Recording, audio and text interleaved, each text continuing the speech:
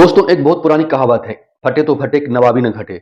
जी हाँ दोस्तों, आजकल इंडी गठबंधन में यही हो रहा है। एक तरफ कांग्रेस कहती है कि केजरीवाल के साथ हमें होना चाहिए था और एक तरफ कांग्रेस कहती है कि केजरीवाल देशद्रोही है। इसी पर जब सवाल किया गया अनुराग भदौरिया से, जो समझ नहीं आता है कि आपका कौन दुश्मन है और आप किसके दोस्त हो। इसमें तो एक गाना बड़ा फिट बैठ रहा है, दोस्त दोस्त ना रहा। इस पे जब जवाब सुनेंगे ना अनुराग भदौरिया का, तो आप सुन के हिल जाएंगे। अनुराग भदौरिया जी, दोस्त दोस्त ना रहा। कांग्रेस पार्टी कह रही है कि भाई केजरीवाल जी देशद्रोही हैं। आप केजरीवाल जी के साथ हैं तो राहुल गांधी से दुश्मनी हो गई क्या? हिंदुस्तान में जो इंडिया गठबंधन है, लोकतांत्रिक गठबंधन है। यहाँ हर नेता अपनी बात कह सकता है कि यमुना साफ करने का प्रॉमिस केजरीवाल करेंगे, लेकिन उसको साफ करने का काम मोदी जी करेंगे। यही समझा रहे हैं ना अनुराग भदौरिया। बड़ा ताज्जुब लगता है दोस्तों कि एक तरफ गाली देते हैं, एक तरफ तारीफ करते हैं, एक तरफ बीजेपी को कोसते हैं, एक तरफ आम आदमी पार्टी कांग्रेस को कोसती है और कांग्रेस आम आदमी पार्टी को कोसती है। यहाँ समझ ही नहीं आ रहा है, जितना बीजेपी वाले ने बोल रहे हैं, इससे ज्यादा तो ये दोनों आपस में एक दूसरे को बजा रहे हैं। और बजा तो ऐसे रहे हैं कि इनकी आवाज की गूंज पता नहीं कहां कहां जाती है। बाकी क्या कुछ डिबेट में आप खुद देख लीजिए और ऐसे वीडियो आप चैनल सब्सक्राइब कर दीजिए, वीडियो को लाइक कर दीजिए, क्योंकि वीडियो बहुत इंटरेस्टिंग है। अनुराग भदौरिया जी, इस पूरे वाकये में देश की जनता ये जानना चाहती है कि दोस्त दोस्त क्यों नहीं रहा। क्योंकि पृथ्वीराज चौहान जो पूर्व मुख्यमंत्री हैं महाराष्ट्र के, वो कह रहे हैं और वो कह रहे हैं कि भाई दिल्ली में हमें साथ होना चाहिए था, क्यों नहीं है पता नहीं। दोस्त दोस्त ना रहा। वो कह रहे हैं कि केजरीवाल जी जीत जाएंगे, लेकिन उधर कांग्रेस पार्टी कह रही है कि भाई केजरीवाल जी देशद्रोही हैं। ये चल क्या रहा है बता दीजिए ना। दोस्त हैं नहीं हैं? आप केजरीवाल जी के साथ हैं तो राहुल गांधी से दुश्मनी हो गई क्या? क्या चक्कर है बता दीजिए। हाँ देखिए, वो आप नहीं समझ पाएंगे। मैं बोल रहा हूं तो शायद आप समझ पाए। ये हिंदुस्तान है। हिंदुस्तान में जो इंडिया गठबंधन है, लोकतांत्रिक गठबंधन है। यहाँ हर नेता अपनी बात कह सकता है, अपने विचार व्यक्त कर सकता है, अपनी इच्छा बता सकता है। कोई रोक नहीं है। ये ऐसे ही तो हिंदुस्तान की ऐसी तो पार्टी होनी चाहिए। ऐसी तो हम लोगों ने परिकल्पना की थी जब संविधान और लोकतंत्र बना था कि नेता अपनी बात कह पाए। वो अपनी बात कह रहे हैं, खुले मन से अपनी बात कह रहे हैं। आप उसको कौन एक्सेप्ट करता नहीं करता दूसरी बात है, लेकिन अपनी बात कहने का अधिकार तो है। क्या एनडीए गठबंधन में क्या जेडीयू सीट मांग सकती है जो दिल्ली में लड़ती थी? क्या पासवान जी की पार्टी सीट मांग सकती है जो दिल्ली में लड़ती थी? क्या ये बोल सकते हैं अपनी शब्द? नहीं बोल सकते, क्योंकि इनको इनके यहां बोलने का इनको राइट ही नहीं है। इसलिए ये क्या कर रहे हैं कि मुद्दों पे चर्चा नहीं कर रहे। देखिए, आप भी कितनी देर से किसकी बात कर रहे हैं? इंडिया गठबंधन की। इंडिया गठबंधन की आपने बात की नहीं की ना? क्यों? क्योंकि इंडिया गठबंधन की चर्चा करके असली मुद्दों से भटकाना है, बीजेपी को काम नहीं गिनाना है। वो जब इनसे पूछे यमुना नदी साफ नहीं हुई तो भारतीय जनता पार्टी भी आधी सरकार वहां पे है, क्या भारतीय जनता पार्टी ने वहां नदी साफ की, यमुना साफ की? क्योंकि वो भी तो लोकसभा के चुनाव में तो यही कहते थे ना, हम आएंगे स्वच्छ भारत देंगे। तो लोकसभा के चुनाव में जब स्वच्छ भारत की बात करते थे, आधी सरकार दिल्ली में उनकी चलती है, क्यों नहीं यमुना साफ की उन्होंने?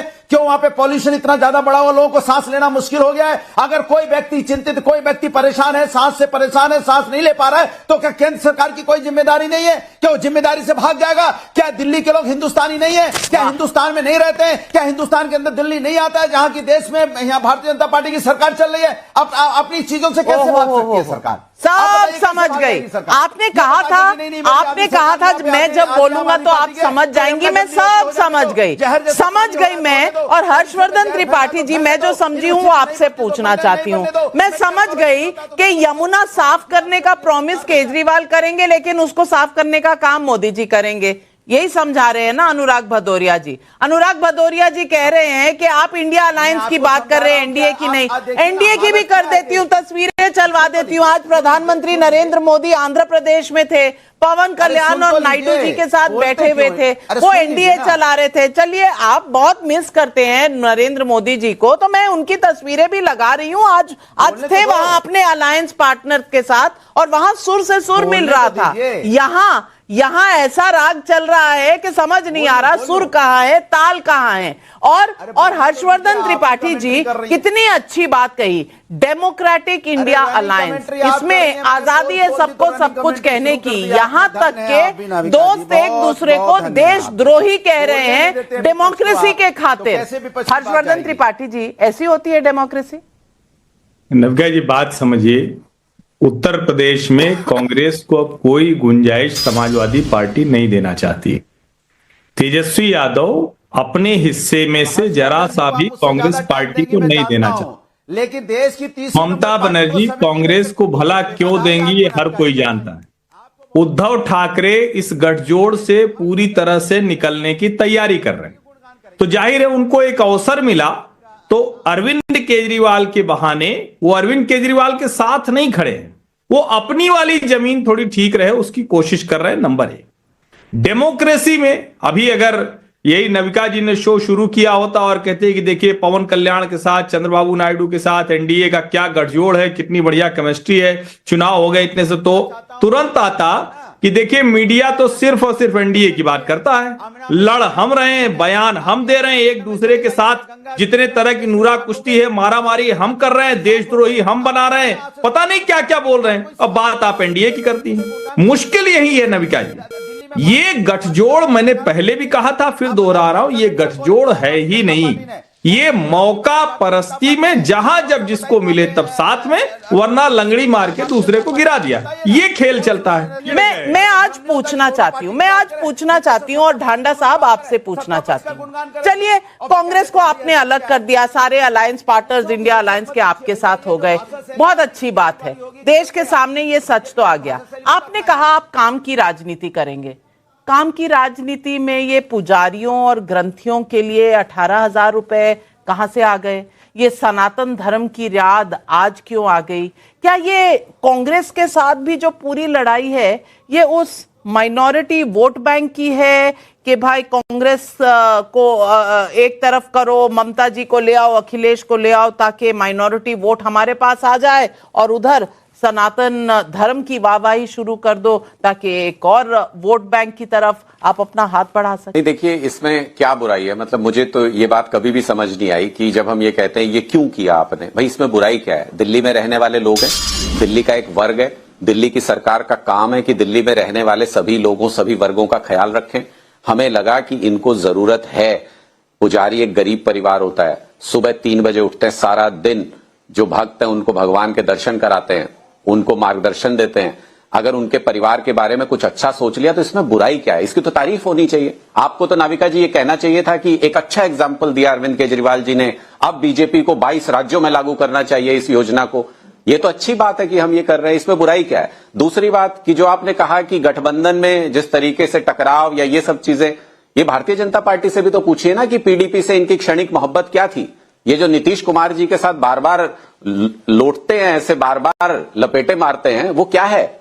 इनके साथ भी तो ये सब है ना, शिवसेना के साथ कभी नजदीकियां थी, आज दुश्मनी है, इनके साथ भी है, सवाल उनसे भी वही होता है। अपॉर्चुनिस्ट तो भारतीय जनता पार्टी भी रही है गठबंधन के मामले में। हमने तो एक जायज सा सवाल ये उठाया है कि दिल्ली में मुकाबला काम और शिकायत के बीच में है। ये शहजाद जी ने बिल्कुल ठीक कहा, सातों के सातों सांसद इनके जिताते हैं दिल्ली के लोग, सातों सांसद। आधी सरकार दिल्ली में भारतीय जनता पार्टी की है, आधी सरकार आम आदमी पार्टी की है। सातों सांसद जिताने का सिला पता है क्या दिया इन्होंने? 2 चीजें इनके जिम्मे, एक लॉ एंड ऑर्डर और एक लैंड। लॉ एंड ऑर्डर की हालत आप देख लीजिए, गैंग पनप रहे हैं, 50 गाड़ियां हर थाने में हर हफ्ते चोरी हो रही हैं, चेन स्नैचिंग हो रही है खुलेआम, गैंग वॉर हो रहे हैं खुलेआम। अमित शाह जी चैन की नींद सो रहे हैं, अमित शाह जी उस पर कोई काम नहीं करेंगे। सारे गैंग्स को सरपरस्ती है, फिरौती वसूलो, पैसा इकट्ठा करो। शहजाद पूनावाला जवाब हालत की तो ये, लैंड की हालत आप देख लीजिए, पूरी दिल्ली का किसान। देखिए नाविका जी, केवल आपसे एक रिक्वेस्ट है, नाविका जी केवल आपसे एक रिक्वेस्ट है, नाविका जी केवल आपसे एक रिक्वेस्ट है, ऑलरेडी हमारे साइड के पैनलिस्ट दोनों पर जवाब दीजिए। शहजाद जी, सबका जवाब दूंगा नाविका जी, पर आपसे फ्लोर इज योर, जनता के भी सवाल है, फ्लोर इज योर। शहजाद जी बोलिए। बिना इंटरप्शन के नाविका जी, जो केंद्र के विषय में आते हैं, केंद्र के चुनाव तो अभी हुए हैं, लैंड और लॉ एंड ऑर्डर अच्छा नहीं संभाल रहे होते तो 7 में से 7 सीट लगातार नहीं देती। और हमने तो उस पर रिपोर्ट कार्ड न केवल दिया, मैंने तो अभी स्टार्टिंग में गिनवाए कि केंद्र ने क्या क्या काम किए, पर मैंने 5 काम मांगे अनुराग ढांडा जी से, उन्होंने नहीं गिनवाए। अब दूसरी बात उन्होंने जो की सनातन की बारे में, अरे सर आप 5 सालों से तो इमामों के वजीफे दे रहे थे, आप 6 सालों से वक्फ की जेबें भर रहे थे, और सनातन का याद आपको 2024 के अंत में आया। अरे भाई अगर आपकी नियत होती, हमने तो उत्तर प्रदेश में 2019 से दिया है, हमने मध्य प्रदेश में 2018 से दिया है, हमने तो आंध्र प्रदेश में 2020 से दिया है। अरे सुन लीजिए मैम, नाविका जी मैंने डिस्टर्ब नहीं किया। बड़ा ताजुब है, इस बार का चुनाव, दिल्ली का चुनाव ऐसा हो रहा है जैसे गिद्ध की तरह आपस में लड़ रहे हैं, और ऐसे लड़ रहे हैं इसमें कहीं ना कहीं बीजेपी को पक्का फायदा मिलेगा, क्योंकि ये दोनों की दोस्ती ऐसी दोस्ती है जो पब्लिक के समझ में नहीं आ रहा है, क्योंकि ये दोस्ती कम दुश्मनी ज्यादा लग रहा है, लेकिन दुश्मनी में भी ऐसी दोस्ती खोज रहे हैं कि देख के सबके समझ से परे है। बाकी क्या रहे वीडियो पे आप हमको बताइए कमेंट में। मिलेंगे नए डिबेट में, तब तक के लिए धन्यवाद। जय हिंद, जय भारत।